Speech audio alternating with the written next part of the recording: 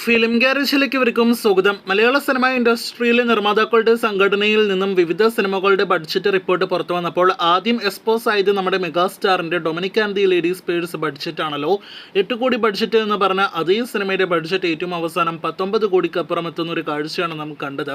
ഇന്നത്തെ ഈ ഒരു വീഡിയോയിലൂടെ പ്രേക്ഷകരിലേക്ക് എത്തിക്കുന്നത് ഡൊമിനിക് ഉൾപ്പെടെയുള്ള 11 മലയാളം സിനിമകളുടെ ബഡ്ജറ്റ് റിപ്പോർട്ടാണ്. ഡൊമിനിക്കിന്റെ ബഡ്ജറ്റ് 19 കോടി 28 ലക്ഷമാണ്. അടുത്ത സിനിമ ജനുവരി മാസം ആദ്യ ആഴ്ച തിയേറ്ററുകളിൽ എത്തിയ ID ദി ഫേക്ക് എന്ന ധ്യാൻ ശ്രീനിവാസൻ നായകനെത്തിയ സിനിമയാണ്.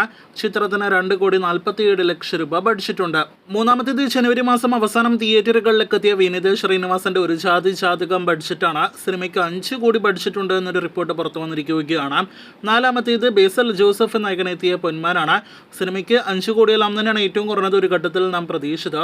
എന്നാൽ ഇപ്പോഴത്തെ പ്രതീക്ഷത്തിനേക്കാൾ വേറെ ലെവൽ ബഡ്ജറ്റിലേക്ക് സിനിമ പോയിരിക്കുകയാണ്. 8 കോടി 90 ലക്ഷത്തിലധികം രൂപയാണ് സിനിമയുടെ ബഡ്ജറ്റ്. അപ്പോൾ സിനിമ തിയേറ്ററുകളിൽ വീക്ഷിക്കണമെങ്കിൽ 20 കോടിക്കടുത്ത് കളക്ഷൻ നേടിയെടുക്കണമെന്നർത്ഥം. മറ്റൊരു സിനിമ അൻബോർഡ് കൺമണിയാണ്. ചിത്രത്തിൽ അർജുൻ അശോകനാണ് നായകനായിട്ട് എത്തിയിരിക്കുന്നത്. സിനിമ 3 കോടി ബഡ്ജറ്റിലാണ് തിയേറ്ററുകളിലേക്ക് എത്തിയത്. അടുത്തത് ജനുവരി മാസത്തിലെ വലിയ പ്രതീക്ഷകളോടെ തിയേറ്ററുകളിലേക്ക് എത്തിയ പ്രാവിൻകൂട് ഷാപ്പ് ബഡ്ജറ്റാണ്. ബേസൽ സൗബിൻ കോമ്പോൾ തിയേറ്ററുകളിലേക്ക് എത്തിയ സിനിമ വേറെ ലെവൽ ബഡ്ജറ്റിലേക്ക് പോയിരിക്കുകയാണ്. 18 കോടിയാണ് സിനിമയുടെ ബഡ്ജറ്റ് എന്നൊരു റിപ്പോർട്ട് പുറത്തു വന്നിരിക്കുകയാണ്.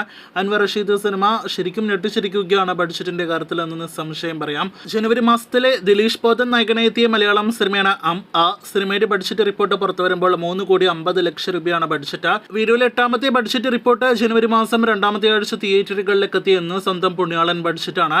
ആ ബഡ്ജറ്റ് പുറത്തു വരുമ്പോൾ 8 കോടി 70 ലക്ഷം രൂപയാണ് സിനിമയുടെ ബഡ്ജറ്റ്.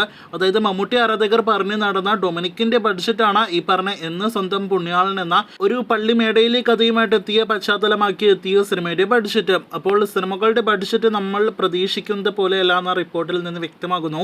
ഇതിനിടയിൽ മമ്മൂട്ടിയുടെ അനന്തരവൻ കൂടിയായ അഷ്കർ സൗദാന്റെ സിനിമയുടെ ബഡ്ജറ്റ് കൂടി പുറത്തു വരുമ്പോൾ ബെസ്റ്റ് എന്ന സിനിമ ജനുവരി മാസം തിയേറ്ററുകളിലേക്ക് എത്തിയിരുന്നു. സിനിമയ്ക്കും ഉണ്ട് 3 കോടി ബഡ്ജറ്റ് എന്നൊരു റിപ്പോർട്ട് വന്നിരിക്കുകയാണ്. അപ്പോൾ ആകെ മൊത്തത്തിൽ നോക്കുകയാണെങ്കിൽ സിനിമകളുടെ ബഡ്ജറ്റ് നമ്മൾ ഇപ്പോൾ പ്രതീക്ഷിക്കുന്നത് പോലെയല്ല. ഇതേപോലെ ജനുവരി മാസത്തിലെ ലിസ്റ്റും കൃത്യമായിട്ട് പുറത്തു വരട്ടെ എന്ന് നമുക്ക് ആശംസിക്കാം. ഇനി പ്രധാനപ്പെട്ട 2 സിനിമകളിലേക്ക് വരികയാണെങ്കിൽ ജനുവരി മാസത്തിലെ ഏറ്റവും വലിയ ഡിസാസ്റ്റർ സിനിമയായിട്ട് മാറിയിരിക്കുന്നത് അത് ഐഡന്റിറ്റി എന്ന സിനിമ തന്നെയാണ്. ARMന്റെ സമാന ബഡ്ജറ്റ് തന്നെ ടൊവിനോ സിനിമയ്ക്ക് ഉണ്ട് എന്ന് നമ്മുടെ വീഡിയോകളിലൂടെ പ്രേക്ഷകരെ അറിയിച്ചതാണ്. അത് ശരിവയ്ക്കുന്ന രീതിയിൽ 30 കോടിയാണ് സിനിമയ്ക്ക് ബഡ്ജറ്റ്. സിനിമയ്ക്ക് 3 കോടി രൂപ മാത്രമാണ് കേരള ഷെയർ വന്നിരിക്കുന്നത്.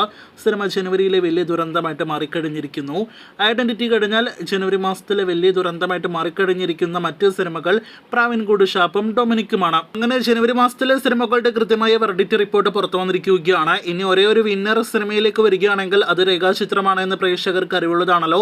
ആസിഫിന്റെ 55 കോടിയിലധികം വേൾഡ് വൈഡ് ഗ്രോസ് കളക്ഷൻ പിന്നിട്ട സിനിമയ്ക്ക് 8 കോടി 57 ലക്ഷം രൂപയാണ് ബഡ്ജറ്റ്. 10 കോടിയിൽ താഴെയായിരുന്നു സിനിമയ്ക്ക് നേരത്തെ ബഡ്ജറ്റ് പ്രതീക്ഷിച്ചത്.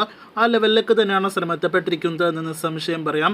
എന്തായാലും AI സാങ്കേതിക വിദ്യയെല്ലാം തന്നെ ഉപയോഗിച്ച സിനിമയായിരുന്നിട്ടും കാര്യമായ രീതിയിൽ സിനിമയ്ക്ക് ബഡ്ജറ്റ് വന്നിട്ടില്ല എന്നത് ശ്രദ്ധേയമാണ്. കേരളത്തിൽ നിന്ന് മാത്രം 12 കോടിയിലധികം ഷെയർ കളക്ഷൻ നേടിയെടുത്ത സിനിമ കേരള ഷെയർ കൊണ്ട് തന്നെ വലിയ ലാഭം നേടിയെടുത്തിരിക്കുന്നു. അപ്പോൾ ഓവർസീസ് ബിസിനസ് OTT സാറ്റലൈറ്റ് ബിസിനസ്സിലൂടെ കാവ്യ ഫിലിംസിന് വലിയ ലാഭം സിനിമ നേടിക്കൊടുത്തുവെന്ന് നിസ്സംശയം പറയാം. കാത്തിരിക്കൂ കൂടുതൽ ഇതുപോലുള്ള വീഡിയോകൾക്ക്.